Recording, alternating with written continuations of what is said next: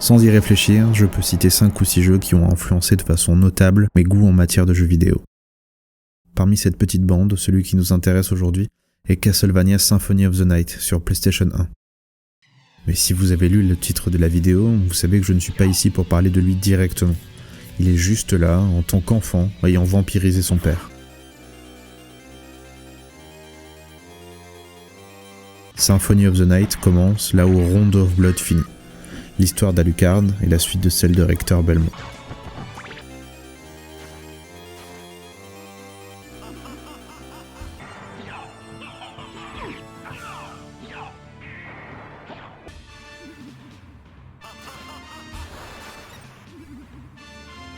Rondo of Blood, lui, commence comme ça.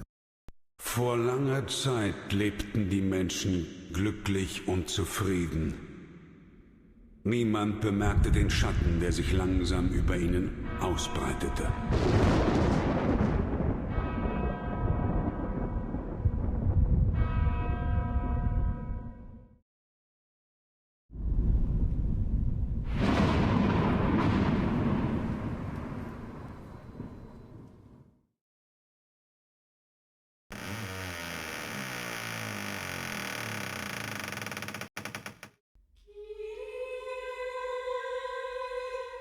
Quand on est un grand fan de Symphony of the Night et qu'on joue ensuite à Rondo of Blood, on se dit souvent « mais je le connais lui ».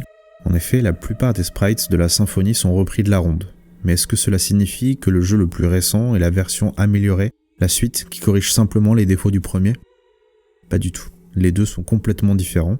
Pire encore, Rondo of Blood est presque le dernier représentant de son genre, qu'on appelle parfois les Classicvania. Un genre mort, véritablement, avec Castlevania Bloodline sur Mega Drive et le remake sur Super NES du jeu qui nous occupe aujourd'hui. Et ce genre, il a ressuscité que grâce à la scène des jeux indépendants. Rondo of Blood est assez peu connu, car il n'est sorti qu'au Japon, et sur une console qui n'a eu de succès que là-bas, la PC Engine, TurboGrafx 16 en Occident, et plus exactement sur une extension de la machine permettant de lire des jeux sur CD. Alors aujourd'hui, on va regarder un petit peu Rondo of Blood, et voir où est-ce que je vais le classer. Bonjour, je suis Idiot Doom Spiral, et je suis en train de faire le top 1000 des meilleurs jeux de tous les temps. Idiot Doom Spiral.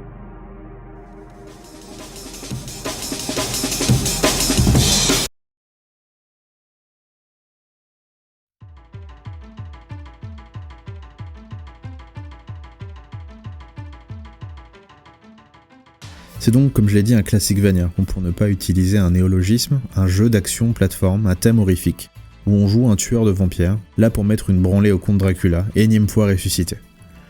La formule n'a pas forcément changé depuis le premier jeu, et pour l'époque où il est sorti, Rondo of Blood est même particulièrement simple en mécanique. On doit se contenter d'un vampire killer métallique à la portée toujours identique. Il faut aussi noter que nous ne pouvons attaquer que devant nous, debout ou accroupis. Et on peut sauter, un saut qui, même s'il n'est pas aussi rigide que dans les premiers Castlevania, reste très peu contrôlable une fois lancé. Comme dans tous les jeux du genre, il y a aussi un ensemble d'armes secondaires plus ou moins utiles et qui permettent de compenser la raideur inexorable du fouet. Du couteau de lancer qui augmente la portée, à l'eau bénite qui ajoute des possibilités d'attaque par le bas, en passant par la hache qui elle donne du mordant vertical à Rector. On a aussi la possibilité de faire un item crash, c'est-à-dire utiliser beaucoup de ressources pour faire une espèce de coup super spécial où on balance une tripotée de haches d'un coup ou on fait pleuvoir de l'eau bénite. Malheureusement, une fois tout l'arsenal testé, 2 options sortent très largement du lot. La croix, un boomerang sacré qui reste longtemps à l'écran et permet d'infliger beaucoup de dommages s'il est bien placé, et surtout la Bible, qui pêche surtout par sa rareté et qui demande une assez grande maîtrise avec sa trajectoire en spirale inversée. Cette dernière est la favorite des speedrunners, mais j'avoue que je ne l'ai pas forcément utilisée pendant mes sessions. Mais c'est surtout parce qu'une fois décédé, on perd son arme secondaire. Et je suis mort. Beaucoup de fois.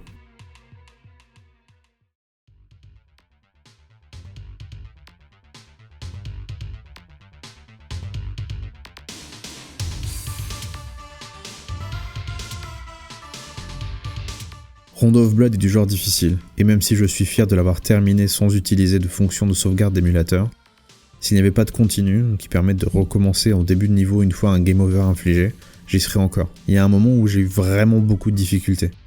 Un pont qui s'écroule, des chauves-souris qui meurent en 2 coups de fouet et qui arrivent par derrière, bougent de façon aléatoire, quelques-unes qui se posent devant vous, et surtout certaines qui se baladent avec des épées. Et voilà un début de niveau bien ardu. Si on était capable d'attaquer dans tous les sens, si on avait un saut très maniable ou que sais-je encore, la séquence serait simple. Mais bien entendu, nous sommes Richter Belmont. Alors, on galère. J'ai fait exprès d'omettre 2 options de mouvement pour en parler ici. La première est une sorte de salto arrière, une sorte d'esquive, mais aussi un moyen d'atteindre des plateformes un peu trop hautes. Bien entendu, les développeurs de Rondo of Blood ont décidé que le timing pour ce pseudo double saut était très serré et qu'on devait appuyer dans le début du premier saut pour réussir la manœuvre. Mon œil expert a par exemple repéré un moment où ce salto aurait pu m'aider grandement à sauter un moment très frustrant, mais la plupart du temps, je me suis juste loupé et j'ai perdu plus de vie et de temps qu'autre chose.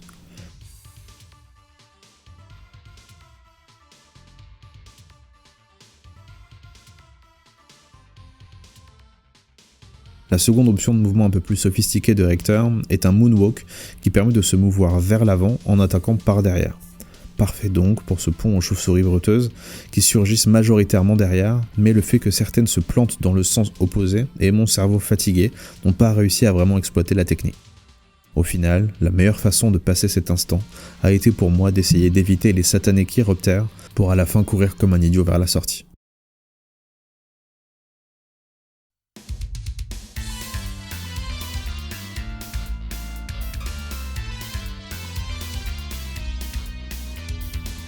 Même si je ne suis pas le genre de personne à penser que les jeux faciles ne sont pas dignes de figurer dans mon top 1000, j'adore les jeux difficiles.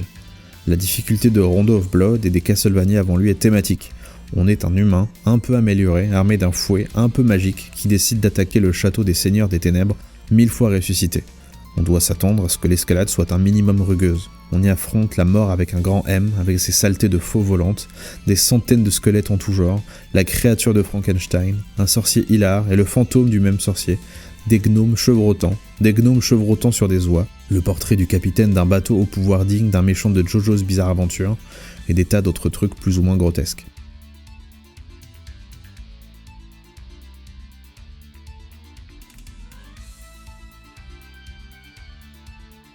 Il est normal qu'on galère. Alors pourquoi tout est beaucoup plus simple pour Alucard dans Symphony of the Night ? On pourrait faire les malins et dire que c'est parce que c'est le fils de Dracula, mais mécaniquement, c'est parce qu'on est passé d'un jeu d'action à un RPG.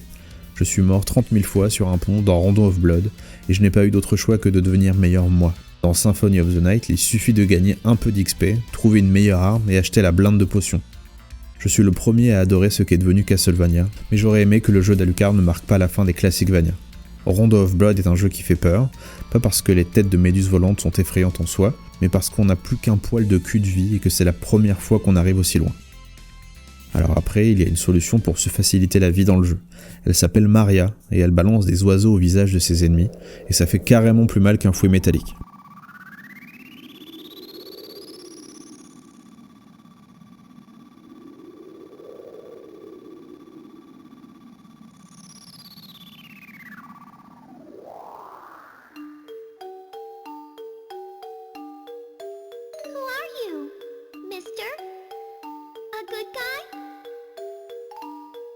I am Richter Belmont, vampire hunter.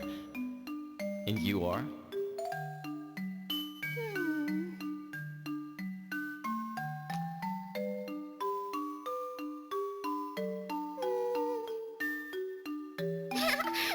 My name's Maria Renard.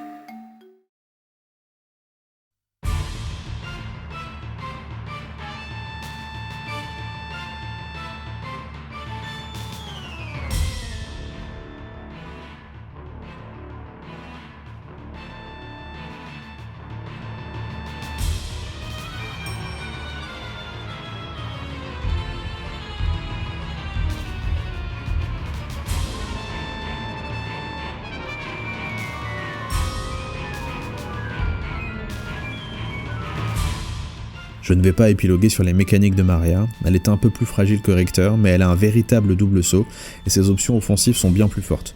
On la sauve dans un des nombreux chemins de traverse que compte le jeu.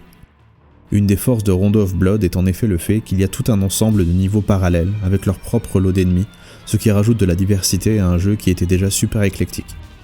On a même le droit à des bifurcations au sein des niveaux mêmes, ce qui fait qu'au-delà de la dernière ligne droite, on peut affronter un boss optionnel dans chacune des zones du jeu. La chasse au secret, qui offre beaucoup de contenu, est toujours quelque chose que j'adore dans les jeux vidéo, et c'est d'ailleurs une des raisons pour lesquelles j'aime autant Symphony of the Night. Même si les chemins facultatifs ne sont pas aussi vastes que le twist du jeu d'Alucard, Rondo of Blood réserve pas mal de surprises. Toutes les zones sont différentes et on ne s'ennuie jamais.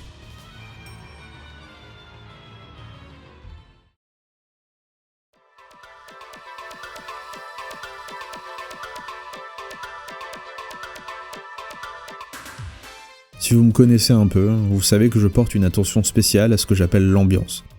Ce n'est pas l'atmosphère du jeu à proprement parler, ce qui se dégage des musiques, des graphismes, de l'histoire, tout ce qui ne serait pas interactif, mais c'est le mélange de tout ce qu'est le jeu et qui a pour résultat les sensations et émotions que ce dernier nous procure. Je sais que c'est super vague et je ne sais pas si j'aurai une définition plus belle avant la fin de mon top 1000. J'ai dit que Rondo of Blood est difficile et qu'il est rigide. Ces traits, accompagnés de la musique et de tout ce bestiaire horrifique, donnent au jeu, et à presque tous les Castlevania avant lui, une impression de lutte contre l'impossible. Vivre une bonne centaine de vies et de morts, avant d'enfin réussir à buter le compte. Vivre là une seule chance sur 100, être Richter, affrontant la mort, et la mort, et la mort, pour enfin vaincre le 1200 fois ressuscité, avant qu'il ne revienne encore. Je ne vais pas aller jusqu'à dire que Rondo of Blood est un jeu pesant, oppressant, mais simplement que ses thèmes vont avec son style. Et en fait, un univers horrifique, pour moi, il n'y a pas mieux dans un jeu où on meurt beaucoup. Le seul truc qui vient ternir le tableau, ou plutôt l'éclairer de façon antinomique, ce sont les scènes cinématiques, qui à part celles du début font plutôt dans la niaiserie. Le ton du jeu se retrouve tordu vers la légèreté, et c'est un peu dommage, même si encore une fois, Rondo of Blood n'est pas une cathédrale gothique. Ça marche bien quand on joue Martha néanmoins. Une petite fille sûre d'elle qui défonce des abominations avec des oiseaux et des chats, ça fonctionne bien mieux avec les interludes un peu faux-folles. But I got caught. My family are vampire hunters too, so I guess that means we should be friends now. Sure, friends. But Maria, you're too young for this. You just let the big hunter here take care of that bad man, okay? Oh, you don't know anything. I can handle this just fine.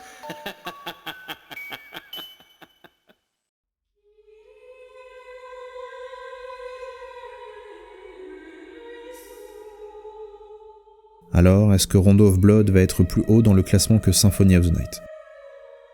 Non, mais il est pour l'instant dans le top 100. Symphony of the Night est pour l'instant classé 13 sur 1000. Rondo of Blood est lui 68e.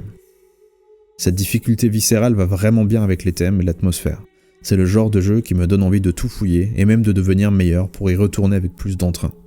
On peut être triste de ne plus avoir de véritable Classicvania et de devoir aller voir chez les indés pour retrouver ce genre mort depuis longtemps. Mais il vous suffit de ressortir votre PC Engine pour tâter du Rondo of Blood, ou votre Mega Drive pour aller vous perdre dans Bloodlines. Celui-ci est une version plus action que plateforme de la série et il est classé 152. Vous pouvez aussi sortir votre Super NES pour aller voir Super Castlevania 4. Il est comme l'apogée de la saga dans ce qu'elle a de plus classique, au-delà de quelques folies gerbantes, et il est classé 138 pour l'instant. Bien entendu, le top 1000 est en construction. Et là, c'est à peine un tome de 150, un peu fouillé en plus. Au fil du temps et des vidéos, il va se détendre, et les jeux qui se sentent bien à l'abri vont s'écarter les uns les autres pour faire de la place pour mes nouveaux jeux favoris.